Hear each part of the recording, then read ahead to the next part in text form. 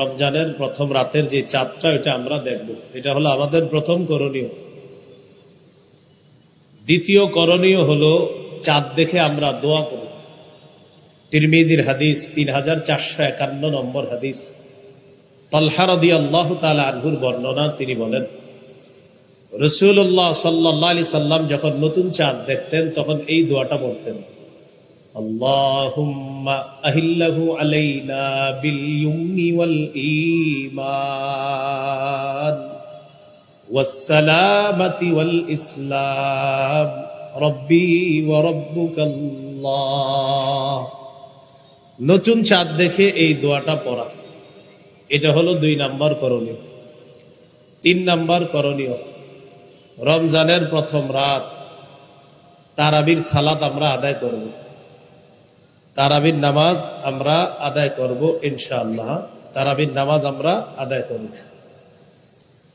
তো প্রথম রাতে তারাবির সালাত আমরা আদায় করব। সাহাবায়ে কেরামের ঐক্যমতে ইজমা হলো 20 রাকাত তারাবির সালাত আদায় করা। ইনশাআল্লাহ আমরা ধীরস্থির ভাবে 20 রাকাত তারাবির সালাত আদায় করব ইনশাআল্লাহ।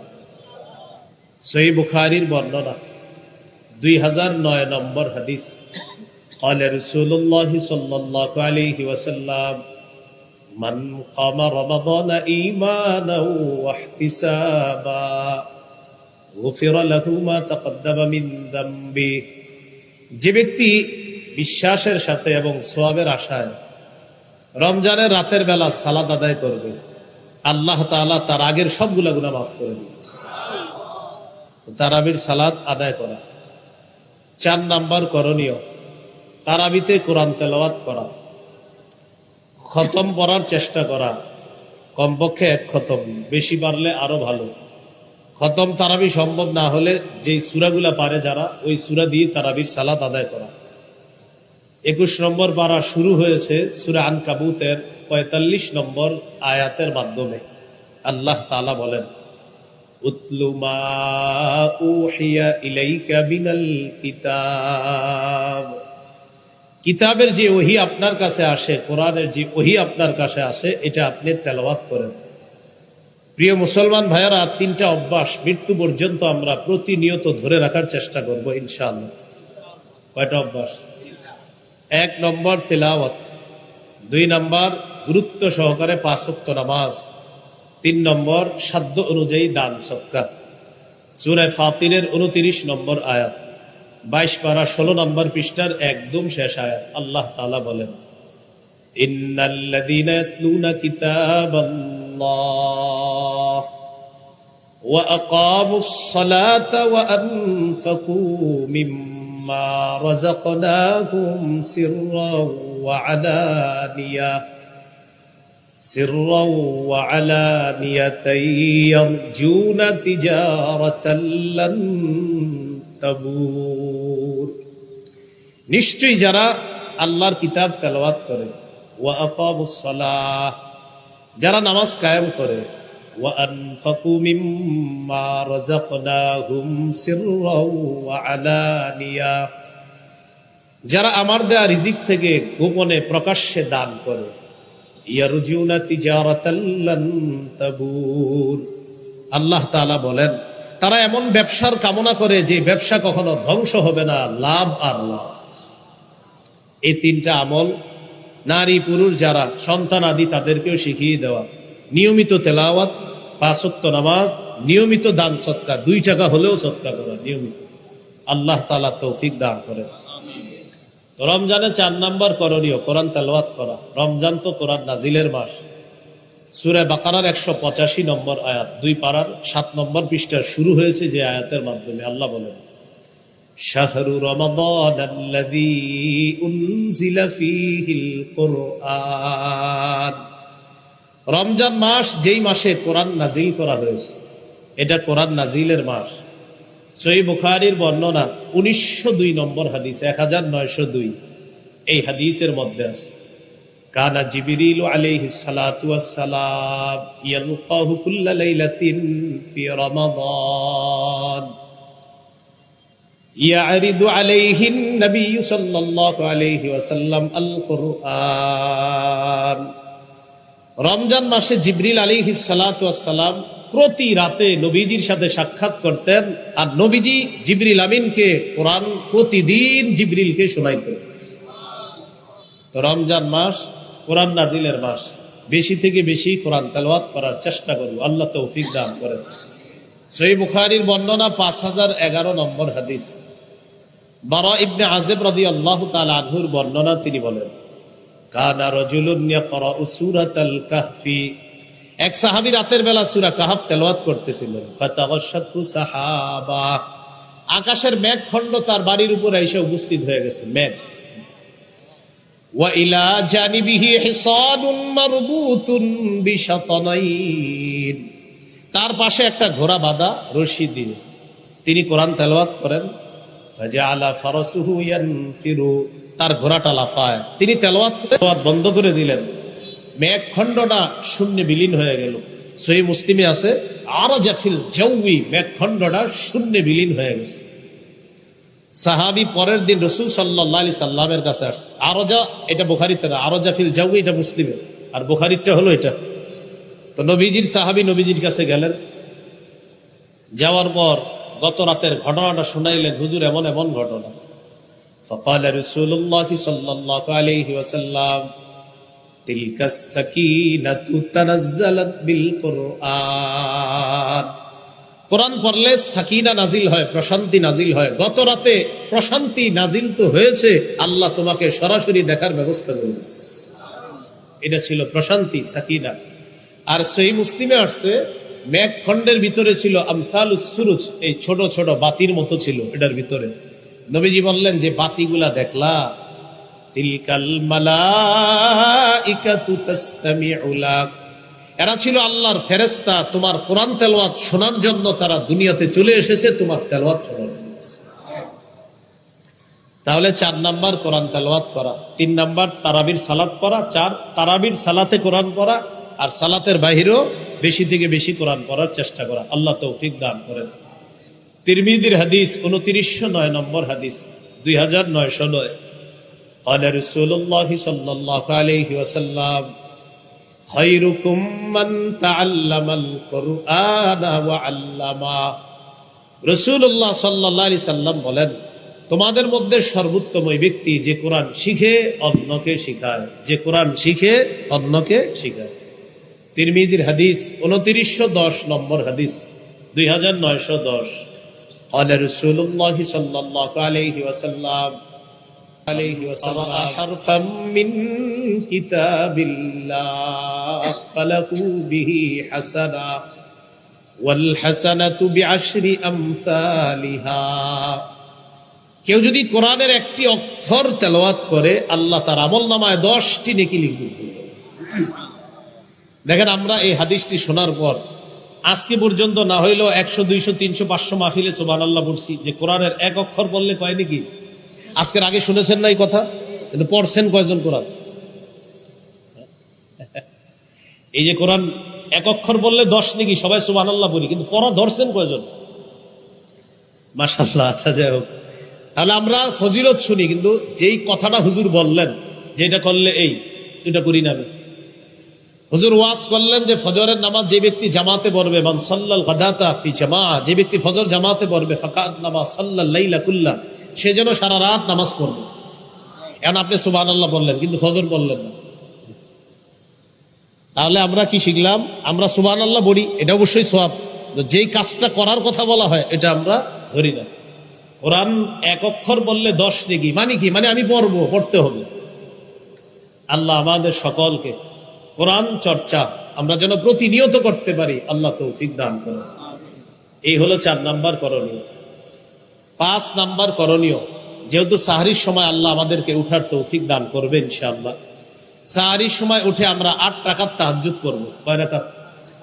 8 রাকাত তাহাজ্জুদ। রাসূলুল্লাহ সাল্লাল্লাহু আলাইহি সাল্লামের 12 মাসের আমল, নবীজি নিয়মিত 8 রাকাত তাহাজ্জুদ করতেন। তো যেহেতু আল্লাহ তাআলা রমজানে আমাদেরকে উঠিয়ে দিবেন, এই জন্য আমরা 8 রাকাত তাহাজ্জুদ করবো।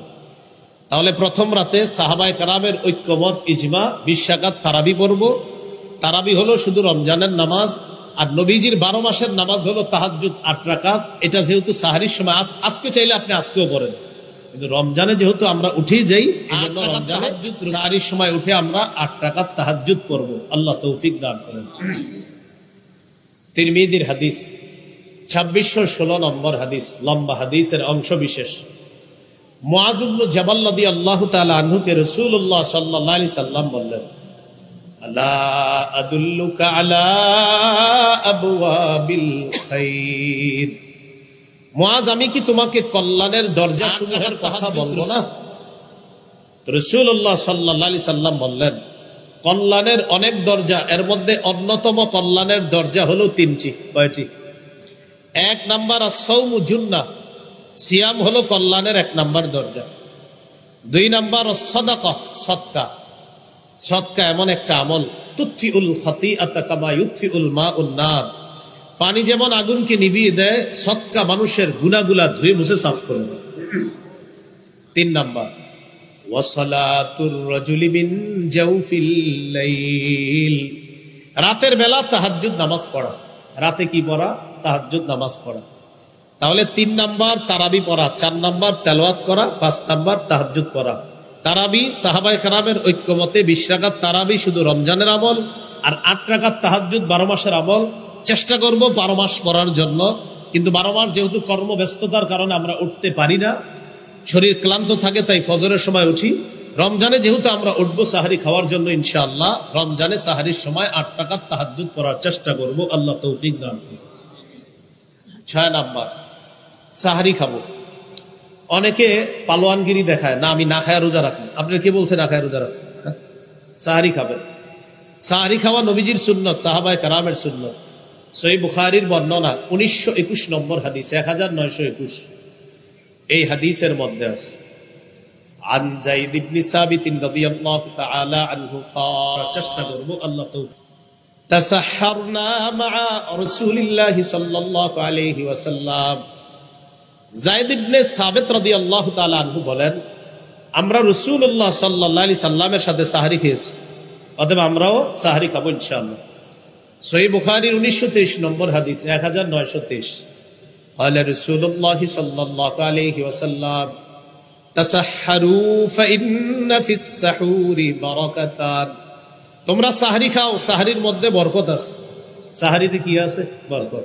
সহিহ ইবনে ইব্বানের হাদিস, রাসূলুল্লাহ সাল্লাল্লাহু আলাইহি সাল্লাম বলেছেন, হালুম্মু ইলাল গাদাইল মুবারাক, এই তোমরা কোথায়? আসো আসো, বরকতপূর্ণ খাদ্যে অংশগ্রহণ করার জন্য আসো। সাহারির সময় এভাবে নবীজি ডেকেছেন। সহিহ ইবনে হিব্বানের বর্ণনা, হালুম্মু, এই আসো আসো, ইলাল গাদাইল মুবারাক, বরকতপূর্ণ খাদ্যে অংশগ্রহণ করার জন্য আসো, তোমরাও আসো। তাহলে সাহারি এটা বরকতপূর্ণ খাদ্য, এটা অংশগ্রহণ করব, এটা খাবো আমরা ইনশাআল্লাহ। ইন্নাল্লাহা ওয়া মালাইকাতাহু ইউসাল্লুনা আলাল মুতাসাহহিরিন।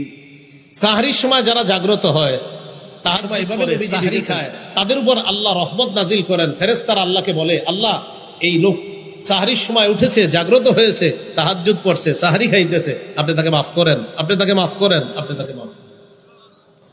আমরা সাহরি খাবো ইনশাআল্লাহ। সাহরিতে খেজুর খাবো, প্রতিদিন খেজুর খাওয়া। এমনি তো মুসলমানের খেজুর প্রতিদিন খাওয়া, আজকে আপনি খাবেন, কালকেও খাবেন সকালবেলা। আর 7টা আজওয়া যদি খেতে পারেন সকালে, বিষও আপনার কোনো ক্ষতি করতে পারবে না। আবার খায়া ট্রাই করেন, এটা গুরুত্ব দিয়ে রাসূল সাল্লাল্লাহু আলাইহি সাল্লাম বুঝালেন। আজওয়া খাওয়া, আজওয়া বা খেজুর, মধু, কালিজিরা, এগুলো মুসলমানের ঐতিহ্যগত খাদ্য, এগুলো ঘরে থাকা উচিত। বাচ্চাকে সামান্য সামান্য খেজুর খাওয়ান না, এরা খাওয়ায় আচার, তেঁতুল, পরে মেধা হয় খারাপ। ভালো জিনিস খাওয়াতে হবে। ঈসা নবীর আম্মা মারিয়ামের পেটে যখন তিনি আসলেন, আল্লাহ তাআলা মারিয়াম আলাইহিস সালাতু ওয়াস সালামকে একটা গাছের নিচে বসাইলেন আর বলে দিলেন, ফাকুলি ওয়াশরাবি, তুমি খাও, পান করো। তো খাবে কি? খেজুর। পান করবে কি? ঝর্ণার পানি, সামনে পানি আছে, পানি পান করবে। তো খেজুর কোত্থেকে আসবে? মুফাসসিরিনে কেরাম লেখেন যে মারিয়াম খেজুর গাছে ধরলেই, ওটা নাড়া দিলেই আল্লাহ খেজুর ব্যবস্থা করে দিলেন। কারণ আমি যে বিষয়টা বুঝাইতে চাই, এত খাদ্য থাকতে মারিয়ামের জন্য আল্লাহ খেজুর কেন নির্বাচন করলেন? এত খাদ্য, এজন্য গর্ভবতী নারীদেরকে খেজুর খাইতে দিবেন। এরা খালি তেঁতুল খাইতে চায়, আর আপনারও তেঁতুল খাওয়ার পরে ওই সন্তান মেধা কম হয়। তেঁতুলে তো এমনি মেধা কমায় না, তেঁতুল চাইলেও দিবেন না, খেজুর খেতে বল। তেঁতুল চাইলে বলবেন খেজুর খাও। কথা কি বুঝে আসছে? খেজুর খেতে হবে। সাহারিতে খেজুর খাওয়া মুমিনের সবচেয়ে শ্রেষ্ঠ খাদ্য। قال رسول الله صلى الله عليه وسلم نعم سحور المؤمن التام। রাসূলুল্লাহ সাল্লাল্লাহু আলাইহি সাল্লাম বলেন, সাহারিতে খেজুর খাওয়া এটা মুমিনের কতই না নেয়ামতে পরিপূর্ণ খাদ্য, তারা খেজুর খাবে। তাহলে ইলিশ মাছ, গরুর গোশত, মুরগি, ভাত যাই খান, সাথে খেজুর রাখবেন। এই জন্য খেজুর ভাগ করে নিবেন, এটা ইফতারের, এটা সাহারির। সাহারিতে অবশ্যই আমরা খেজুর খাবো। সর্বশেষ কথা, কেন খাবো? আমার নবীজি এটাকে উত্তম বলেছে, তাই খাবো, বাস। আল্লাহ তাআলা তৌফিক দান করেন। সাহারি একটু বিলম্ব করে করা, ইফতারি একটু তাড়াতাড়ি করা। আজ্জিলুল ইফতার ওয়া আখিরুস সাহুরা। তোমরা ইফতার প্রথম সময়ে করবা তাড়াতাড়ি, আর সাহারি একটু বিলম্ব করে করবা, যাতে শরীরের শক্তিটা সঞ্চয় হয়। এখানে একটা মাসালা মনে রাখা দরকার। আপনি সাহারি খাওয়ার পরে দেখতেন এখনো সাহারির সময় বাকি আছে 40 মিনিট 30 মিনিট, তখনও তাহাজ্জুদ করতে পারবেন। অনেকে মনে করে খায়া ফেললে আর তাহাজ্জুদ করা যাবে না। না, তাহাজ্জুদের সম্পর্ক খাবারের সাথে না, সময়ের সাথে। যতক্ষণ ফজরের শুরু সময় না হবে, আপনি খান বা না খান তাহাজ্জুদ করতে পারবেন। তাহলে সাহারির আগেও তাহাজ্জুদ করতে পারবেন, খাওয়ার পর যদি সময় থাকে তখনও কি করতে পারবেন? তাহাজ্জুদ করতে পারবেন। কমন এই প্রশ্নটা মুসল্লিরা ইমাম সাহেবদেরকে করে যে খাওয়ার পরে তাহাজ্জুদ করা যাবে কিনা। তাহলে তাহাজ্জুদের সম্পর্ক খাবারের সাথে না, সময়ের সাথে। আল্লাহ তাআলা আমাদেরকে মনে রাখার তৌফিক দান করেন। এ হলো 6 নম্বর করণীয়। 7 নম্বর করণীয়, সাহরি খাওয়ার পর রোজা রাখা শুরু করলাম, আমরা রোজা রাখবো। সহিহ বুখারীর বর্ণনা 1901 নম্বর হাদিস। এই হাদিসের মধ্যে আছে, قال رسول الله صلى الله عليه وسلم من صام رمضان إيمانا واحتسابا غفر له ما تقدم من ذنبه। রাসূলুল্লাহ সাল্লাল্লাহু আলাইহি সাল্লাম বলেন, যে ব্যক্তি ঈমানের সাথে এবং বিশ্বাসের সাথে সওয়াবের আশায় দিনের বেলা রোজা রাখে, তার আগের সব গুনাহগুলো মাফ করে দেন। তিরমিজির 614 নম্বর হাদিস। قال رسول الله صلى الله عليه وسلم الصوم جنة حسينة। রাসূলুল্লাহ সাল্লাল্লাহু আলাইহি সাল্লাম বলেন, রোজা হলো জাহান্নাম থেকে বাঁচার মজবুত ঢাল, মজবুত প্রতিবন্ধক হলো রোজা। আল্লাহ আমাদের সকলকে সম্পূর্ণ মাস, পুরা মাসে একদম প্রতিটা রোজা যেন গুরুত্ব সহকারে রাখতে পারি, আল্লাহ তৌফিক দান করেন। এই হলো 7 নম্বর করণীয়, রোজা রাখবেন। 8 নম্বর করণীয়, দান করা। এমনি তো দান করবেন, রমজানে দানের মাত্রা বাড়ায়া দিবেন।